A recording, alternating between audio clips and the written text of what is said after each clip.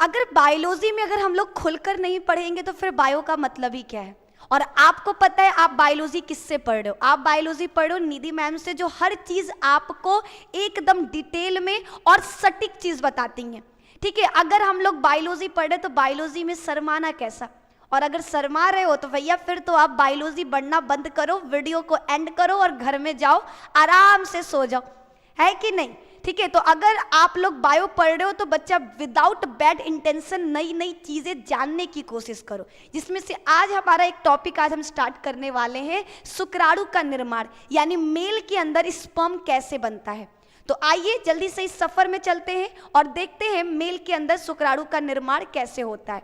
ठीक है, तो स्टार्टिंग होगा बच्चा मेल के शुक्राणु की अगर बात करें तो मेल में आपको दोनों टांगों के बीच में, ठीक है, एक मेल का अगर आप संरचना देखो तो मेल का जो दोनों टांग होते हैं उनके बीच में आपको एक लटकी हुई संरचना, थैली की बनी हुई लटकी हुई संरचना देखने को मिलेगा, जिसे हम क्या कहते हैं? वृषण कोश कहते हैं। और इस वृषण कोश के अंदर दो अंडाकार गुलाबी रंग का, दो अंडाकार गुलाबी रंग का क्या पाया जाता है? एक संरचना पाया जाता है जिसे वृषण के नाम से जानते हैं। ठीक है, जिसे क्या कहा जाता है? वृषण के नाम से जाना जाता है। ये वृषण, ये जो आपको वृषण देखने को मिल रहा है, आप लोगों को पता होना चाहिए ये वृषण ही क्या करता है? शुक्राणुओं का निर्माण करता है। अब बच्चे सोच रहे कैसे? ठीक है, देखो अगर हम लोग एक वृषण कोश के अंदर दो वृषण है, दो में से एक वृषण को लेते हैं, ठीक है, इसका अनुप्रस्थ काट यानी बीच से कट करेंगे तो हमको कुछ इस प्रकार का संरचना देखने को मिलेगा। एक वृषण के अंदर लगभग 200 से 250 क्या होती हैं? पालियां होती हैं। इन पालियों को क्या कहा जाता है? जल्दी बताइए, इन पालियों को क्या कहा जाता है? सबका कमेंट मेरे पास आ रहा। इन पालियों को क्या कहा जाता? वृषण पालियां कहा जाता है। ठीक है, इन पालियों को वृषण पालियां या फिर वृषण पालिका के नाम से जाना जाता है। और आपको पता होना चाहिए हर पालिका के अंदर दो विशेष प्रकार की नलिकाएं होती हैं, 2 से 3 क्या पाई जाती हैं? नलिकाएं पाई जाती हैं। ठीक है, किसके अंदर पाई जाती हैं? ये वृषण पालिका के अंदर पाई जाती हैं। इन नलिकाओं को शुक्रजनक नलिका कहा जाता है। इन नलिका को क्या कहा जाता है? इन नलिकाओं को शुक्रजनक नलिका कहा जाता है। और ये नलिकाएं दो विशेष प्रकार के कोशिकाओं से मिलकर बनी होती हैं। ठीक है, ये किससे मिलकर बनी होती हैं? तो पता होना चाहिए ये दो विशेष प्रकार की कोशिकाओं से मिलकर बनी होती हैं। पहला होता है शुक्रजनन कोशिका, क्या नाम है पहले का? शुक्रजनन कोशिका। और वहीं दूसरे का नाम होता है सटोली कोशिका। क्या नाम है? सटोली कोशिका। ठीक है, अब दोनों का काम सुनिए। जो हमारी कौन सी शुक्रजनन कोशिका है, यही शुक्राणु का निर्माण करती है। याद रखिएगा, एक मेल के अंदर 200 से 250 पालियां हैं। हर पाली के अंदर 2 से 3 नलिकाएं हैं, जिसको शुक्रजनक नलिका कहते हैं। और ये नलिका दो विशेष प्रकार की कोशिकाओं से मिलकर बनी है, जिसे शुक्रजनक कोशिका कहा जाता है। ये शुक्रजनक कोशिकाएं ही अपने अंदर अर्धसूत्री विभाजन करके 4 शुक्राणुओं का निर्माण करती है। यानी एक शुक्रजनक कोशिका से कितने? एक शुक्रजनक कोशिका से 4 शुक्राणुओं का निर्माण होता है। ये आप लोगों को पता होना चाहिए। तो आज हम लोगों ने क्या देखा कि शुक्राणु का निर्माण कैसे होता है, लेकिन अभी भी बहुत सारे सवाल हमारे मन में हैं। ठीक है, आइए बताते हैं। अगर केवल एक मेल का, हमने कहा ना शुक्रजनक नलिका, ठीक है, कहाँ पर? शुक्रजनक नलिका में। ये देखो नलिका आपका कुछ इस प्रकार का होगा। अगर हम एक नलिका का केवल ये वाला भाग देख रहे हैं, इसमें क्या है? 2 प्रकार की कोशिकाएं हैं। जो छोटी छोटी कोशिका होती हैं इनको कहते हैं शुक्रजनन कोशिका। और बीच बीच में आपको क्या मिलेगा? बड़ी कोशिका देखने को मिलेगी। इस बड़ी कोशिका को कहते हैं सटोली कोशिका। सबसे पहले ये जो शुक्रजनन कोशिकाएं हैं अपने आप को डिवाइड करके ये क्या करती हैं? प्राथमिक शुक्राणु का निर्माण करेंगी, फिर ये द्वितीयक शुक्राणु का निर्माण करेंगी, और उसके पश्चात ये क्या करती हैं? शुक्राणु का निर्माण करती हैं। किसका निर्माण करती हैं? शुक्राणु का निर्माण करती हैं। शुक्राणु बच्चा कुछ इस प्रकार का आपको ह्यूमंस में, ठीक है, जो मेल है हमारा, उसके अंदर जो शुक्राणु पाया जाता है वो कुछ इस प्रकार का आपको देखने को मिलेगा। ठीक है। मेल के अंदर का जो शुक्राणु है वो कुछ इस प्रकार का होता है, ठीक है। अब देखो मेल के शुक्राणु में जो ऊपर की तरफ जो टोपी नुमा संरचना देखने को मिल रहा, इसे कहते हैं एक्रोसोम। इसे क्या कहा जाता है? एक्रोसोम। इसके अंदर जल अपघटनी एंजाइम होता है जो मादा के अंडे की दीवार को तोड़ने में मदद करता है, क्योंकि देखो हमारे मेल में लाखों की संख्या में शुक्राणु बनते हैं और सभी शुक्राणुओं का एक ही उद्देश्य होता है। क्या उद्देश्य होता है? याद रखिएगा, हमारे शरीर में लाखों की संख्या में शुक्राणु बनते हैं और सभी शुक्राणुओं का एक ही उद्देश्य होता है, मादा के मादा के अंडाणु को निषेचित करना, ठीक है। मादा के शरीर में केवल एक अंडा बनता है, लेकिन पुरुष के शरीर में लाखों की संख्या में शुक्राणु बनता है और लाखों में से कोई एक शुक्राणु ही क्या करता है? मादा के अंडे को निषेचित करता है। कितने? केवल एक, ठीक है। याद रखिएगा, केवल एक अंडा ही मादा के अंडाणु को क्या करेगा? निषेचित करता है। ये चीजें आपको याद रखना है, ठीक है। ये चीजें क्या रखनी है? आपको याद रखना है। अब देखो जब आपका मेल, ठीक है, जब आपका मेल रसखलन करता है, यानी जब मेल के बॉडी से वीर्य बाहर निकलता है, तो उसके अंदर से 30 से 40 लाख शुक्राणु मादा के शरीर में प्रवेश करते हैं। कितने? 30 से 40 करोड़, ठीक है।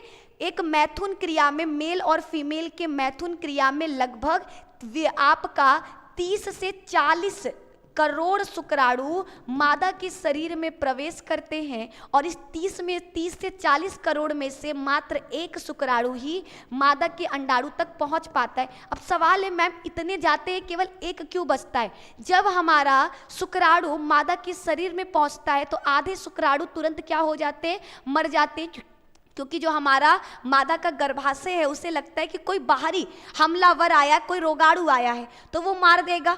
कुछ बचेंगे, कुछ आगे बढ़ेंगे तो गर्भाशय में जाकर मारे जाएंगे, फिर कुछ आगे बढ़ेंगे तो कुछ क्या है, आपको फैलोपियन ट्यूब के बारे में, मादा का जब जननांग देखोगे तो आपका एक फैलोपियन ट्यूब इधर रहता है जो अंडाशय से जुड़ा है और एक इधर रहता है जो अंडाशय से जुड़ा है। शुक्राणु क्या है आपका?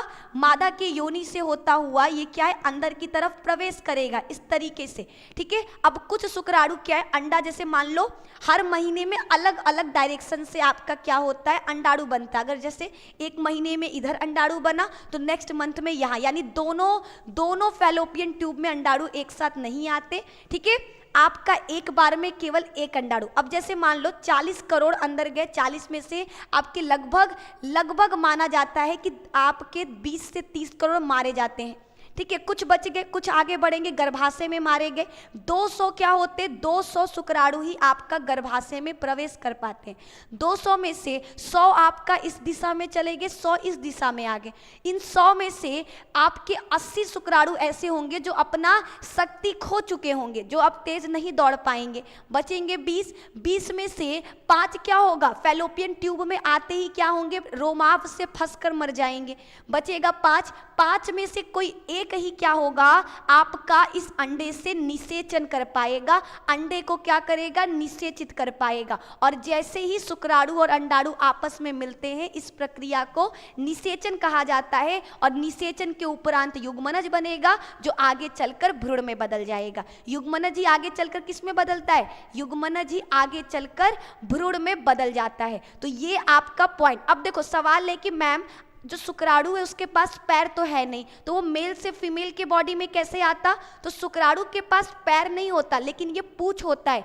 ये पूंछ के सहायता से तैरकर मेल से फीमेल में आता। तैरता कैसे है? तो याद रखिए, मेल के शरीर में 3 ग्रंथियां पाई जाती हैं। कौन कौन सा? शुक्राशय, फिर दूसरा आपका है प्रोस्टेट और तीसरा आपका है बल्बो यूरेथ्रल, ठीक है। तीसरा आपका क्या है? Bulbo urethral. ये आपके क्या है? 3 ग्रंथियां हैं। ये तीनों ग्रंथियां आपस में मिलकर एक लिक्विड स्रावित करती हैं जिसको हम लोग वीर्य कहते हैं। इस वीर्य में लगभग 60 से 70% शुक्राशय के द्वारा स्रावित पीले रंग का एक क्षारीय पदार्थ होता है। फिर 20% प्रोस्टेट के द्वारा स्रावित सफेद रंग का क्षारीय पदार्थ होता है और 10% आपके शुक्राणु पाए जाते हैं। शुक्राणु इसी वीर्य में रहकर पोषण पदार्थ प्राप्त करते हैं।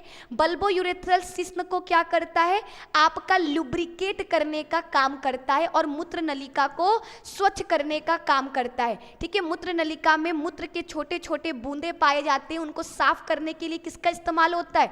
बल्बोयूरेथ्रल, जो एक विशेष प्रकार के एंजाइम का स्रावण करती है, वो उसे साफ करता है ताकि हमारे वीर्य अम्लीय माध्यम में जाने की वजह से इनकी मृत्यु ना हो पाए।